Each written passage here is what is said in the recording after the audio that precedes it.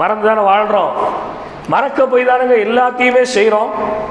மறக்க போய் தானே தொழுகையை வேணுமென்றே விடுகின்றோம். மறக்க போய் தானே அனாவசியமானதற்காக வட்டியிலே போய் மூழ்கின்றோம். மறந்து போய் இருப்பதினால் தானே எல்லா பாவத்தையும் துணிச்சலாக தைரியமாக என்ன நடந்து போகிறது, என்ன பெருசா வந்துட போகுது என்று எல்லா பாவத்தையும் துணிச்சலா செய்யணுமே. மறுமையை மறந்ததினால்தான், அல்லாஹ்வை சந்திக்க போகின்றோம் என்கின்ற எண்ணத்தில் வாழாமல் இருந்ததினால்தான் எல்லாத்தையும் செய்றோம். அல்லாஹ் சொல்வா, உலகத்தில் நீ எப்படி இங்க வந்து நிக்க போறத மறந்தியோ அதே போன்று நான் இப்போது உன்னை மறந்து விடுகின்றேன் என்று அல்லாஹ் சொல்லுவா. அல்லாஹ் கையை விரிச்சதுக்கு பின்னாடி யாராவது காப்பாற்ற முடியுமா? அல்லாஹ் முடியாதுன்னு சொன்னதுக்கு பின்னாடி 1,24,000 நபிமார்கள்